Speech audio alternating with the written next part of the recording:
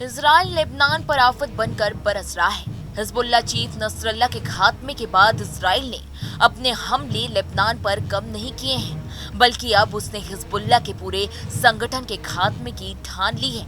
और ये हम नहीं, बल्कि यूएन की बैठक में नेतन्याहू ने स्पष्ट कह दिया है कि वो हिजबुल्लाह पर हमला करना नहीं रोकेंगे। पहले लेबनान में 3000 पेजर अटैक, फिर इजराइल का हिजबुल्लाह के हेडक्वार्टर पर घातक हमले ने ईरान को भी दहला दिया है।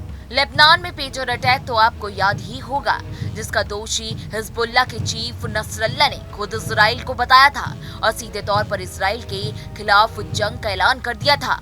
अब इसी बीच भारतीय सेना प्रमुख जनरल उपेंद्र द्विवेदी ने पेजर अटैक की पूरी कहानी का बड़ा खुलासा किया है। आइए चलिए इस वीडियो में जानते हैं। भारतीय सेना प्रमुख जनरल उपेंद्र द्विवेदी ने बताया कि इजराइल ने लेबनान में कैसे तैयारी के साथ हमला किया। उन्होंने कहा कि जो सेल कंपनी बनाई गई वो ही इजराइल का मास्टर स्ट्रोक है। Army chief general Upendra Dwivedi ने हिजबुल्लाह नेता हसन नसरल्ला के खिलाफ इजरायली सैन्य अभियान पर कहा कि जो सेल कंपनी बनाई गई वो इजराइल का मास्टर स्ट्रोक है। इसके लिए उसे सालों साल की तैयारी की जरूरत है। इसका मतलब है कि वो इसके लिए तैयार था और यही बात मायने रखती है। युद्ध उस तरह से शुरू नहीं होता जिस तरह से आप लड़ना शुरू करते हैं। ये उस दिन से शुरू हो जाता है जिस दिन आप योजना बनाना शुरू कर देते हैं।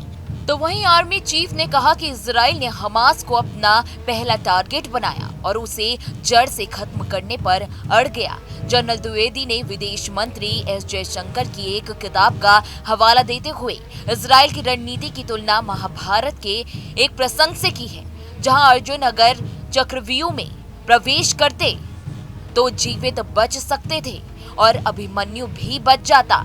इसी तरह इजराइल ने हमास को पहले निपटाने का फैसला किया है। उन्होंने आगे कहा कि जिस पेजर की आप बात कर रहे हैं वो ताइवान की कंपनी है, जिसे हंगरी की कंपनी को सप्लाई किया जा रहा है। हंगरी की कंपनी ने इसके बाद उसे उन्हें दे दिया। जो सेल कंपनी बनाई गई है वो इजरायलियों का मास्टर स्ट्रोक है और इसके लिए सालों साल की तैयारी की जरूरत होती है।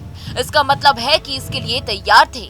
युद्ध उस तरह से शुरू नहीं होता जिस तरह से आप लड़ना शुरू करते हैं। ये उस दिन शुरू हो जाता है जिस दिन आप योजना बनाना शुरू करते हैं।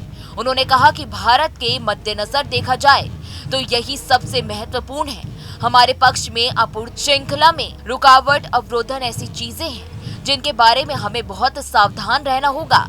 हमें विभिन्न स्तरों पर निरीक्षण करना होगा, चाहे वो तकनीकी स्तर पर हो। तो फिलहाल इस वीडियो में इतना ही। देश दुनिया की तमाम बड़ी खबरों के लिए आप हमारे साथ बने रहें और देखते रहें न्यूज नेशन। न्यूज नेशन अब व्हाट्सएप पर खबरों के ताजा अपडेट के लिए न्यूज नेशन के इस QR कोड को स्कैन करें।